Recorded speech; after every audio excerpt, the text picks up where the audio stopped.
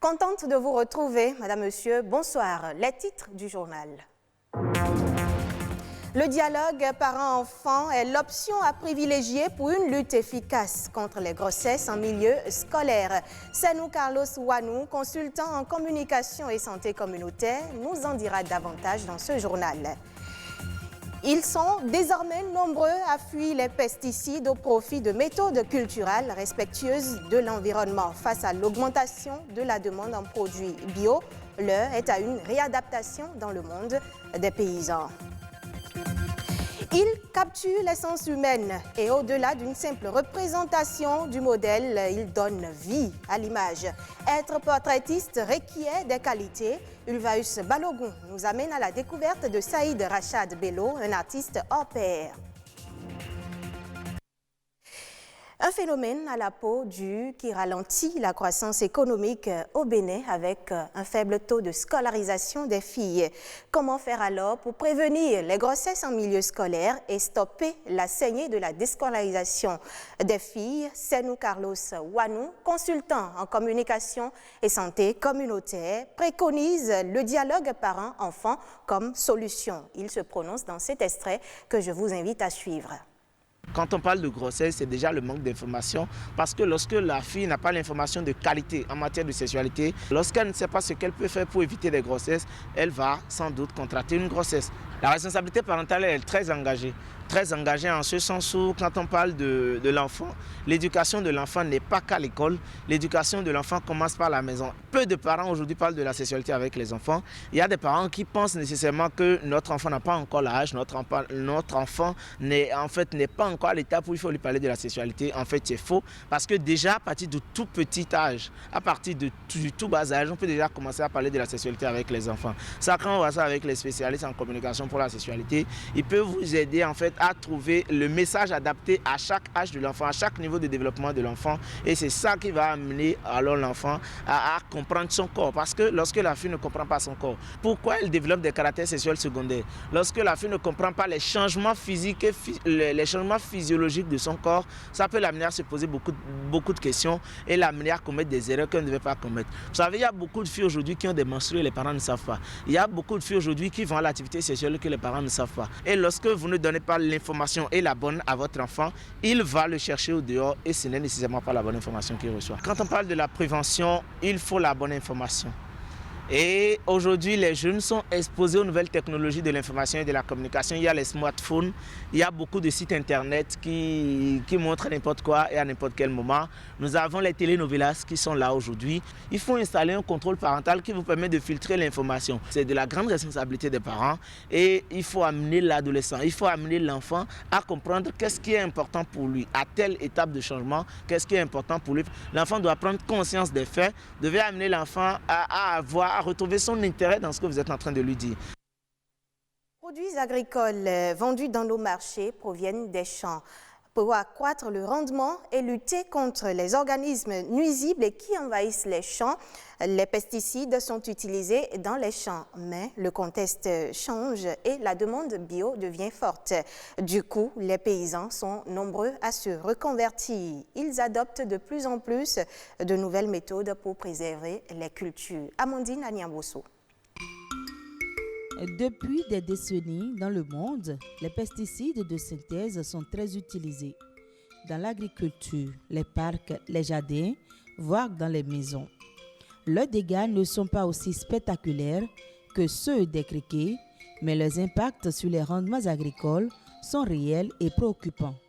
Chaque année, les pertes économiques dues aux pesticides se chiffrent en millions de dollars et menacent la sécurité alimentaire de dizaines de milliers de personnes. Les criquets, l'autre prédateur des productions agricoles, font tout autant de dégâts dans les champs. Pour lutter ou en limiter les effets néfastes, les cultivateurs ont souvent recours aux pesticides. En Afrique de l'Ouest, l'importation des pesticides augmente de 19% par an selon des chiffres officiels publiés depuis 1990, alors même que la production agricole ne progresserait que de 2,5%. Au-delà de leur coût, les pesticides ont un impact important sur la santé humaine, la faune sauvage et l'environnement. Souvent de mauvaise qualité ou illicites, les paysans et leurs familles sont fréquemment exposés à ces produits toxiques à forte concentration et au bout de la chaîne, les consommateurs sont également exposés. Selon de nombreuses études scientifiques, ces toxiques constituent un réel problème de santé publique. Il est donc nécessaire de se tourner vers des alternatives non toxiques. Heureusement, des systèmes alternatifs existent et se développent. Au nombre de ceux-ci figure l'utilisation de plantes aux propriétés pesticides plus respectueuses de l'environnement. Utilisées en Afrique de façon traditionnelle, les plantes à effet phytosanitaire sont employées de diverses façons. Production d'extraits appliqués sur les feuilles des cultures à protéger, utilisation sous forme de plantes entières ou d'huile essentielle pour protéger les denrées stockées, culture en association dans les champs. Plusieurs études ont évalué le potentiel des plantes pesticides utilisées traditionnellement en Afrique de l'Ouest. L'emploi de ces produits naturels permet dans certains cas d'accroître les rendements pour un rapport coût-bénéfice similaire à celui des pesticides de synthèse.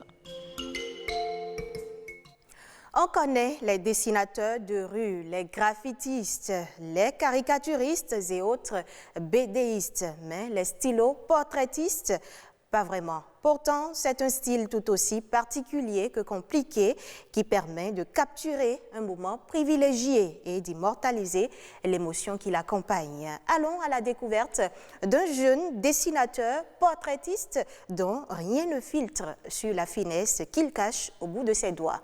Rodrigue Blondoumet et Ulvaeus Balogun. Sa passion pour le dessin est indescriptible. Il dessine avec finesse et ses œuvres sont de véritables photographies.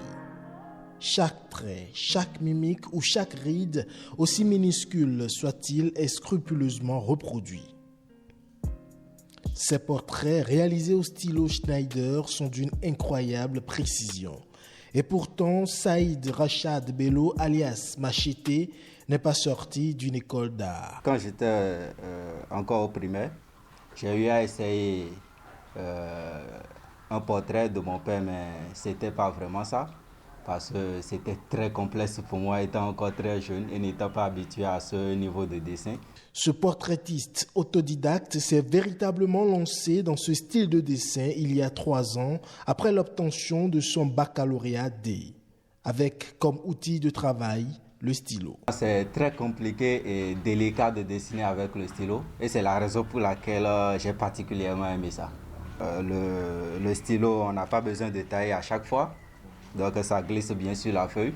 Ici, dans son antre, Saïd Rachad Bello laisse couler l'encre de son stylo pour retranscrire les émotions et les expressions de ses modèles. L'objectif d'un portrait, ce n'est pas de faire une photocopie ou une impression manuelle d'une œuvre d'art, non. C'est de créer cette nuance-là entre l'œuvre et le modèle. L'aventure n'était pas aisée pour lui dès les débuts. Mais il est resté accroché à ses rêves. Pendant plusieurs années, quand j'étais encore jeune, on m'a dit « Oui, Saïd, tu as du talent, mais là, ça ne donne pas au Bénin. » J'avoue que ça a vraiment inhibé mon potentiel en art plastique. Et quand je me suis donné ce défi après le bac, les gens sont impressionnés par ce que je fais. Mais Machete ne vit pas encore convenablement de son talent. Et il arrive des fois où je n'ai aucune commande en un seul mois. J'avoue que je vis au jour le jour pour le moment. C'est-à-dire, si là, j'ai le soutien de quelques amis et parents et tout, j'arrive quand même à m'en sortir. Le prix de ses œuvres varie entre 30 et 50 000, mais tout dépend de la qualité de la photo, du format voulu, des couleurs et du cadre décoratif. Un portrait comme celui-ci, c'est un format A3. Un format A3, c'est l'équivalent de 2 papiers A4. Et pour le faire, j'ai eu à utiliser 2 stylos Schneider et du papier Bristol également. Ça m'a pris 6 jours de travail. 6 jours de travail, de jour comme de nuit bien sûr. Si je ne travaille pas de nuit, j'allais faire au moins 2 semaines. Si ces portraits au stylo font frissonner en raison de leur perfection ultime, Saïd Rachad Bello alias Machete rêve de perfectionner son art afin d'inspirer sa génération. Autre information nationale dans ce journal à travers un condensé de quelques faits marquants de l'actualité nationale. Présentation Patrick Adjagboudjou.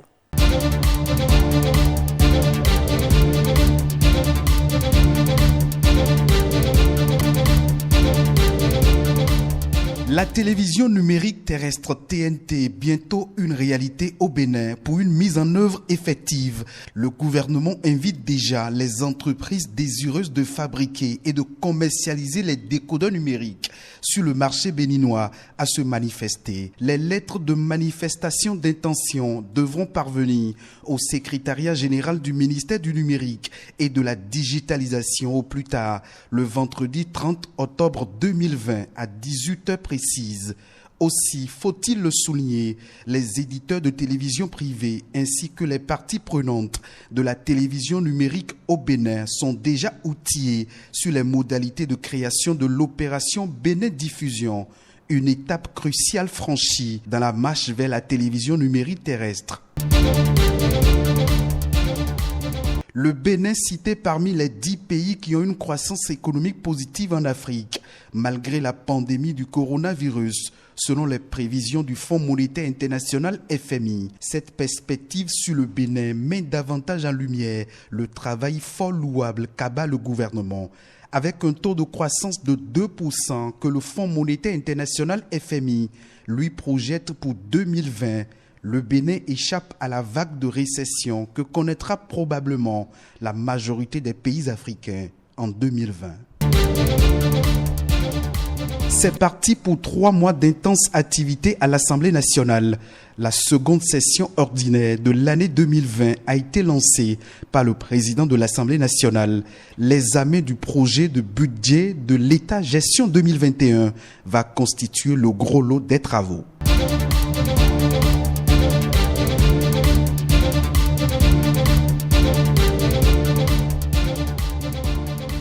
En interactualité, le Nigeria veut doubler le nombre de ses aéroports, passer de 31 à 62 aéroports et aérodromes en 3 ans. C'est le défi colossal que veut relever le pays. Selon le ministre fédéral de l'Aviation, l'industrie aéronautique est le secteur à la croissance la plus rapide du pays. C'est la raison pour laquelle son administration a élaboré une feuille de route pour améliorer l'aviation civile et le transport aérien en général. Son ministère va bénéficier d'un budget d'investissement de 234 millions USD, soit environ 129 000 milliards de francs CFA pour le prochain exercice.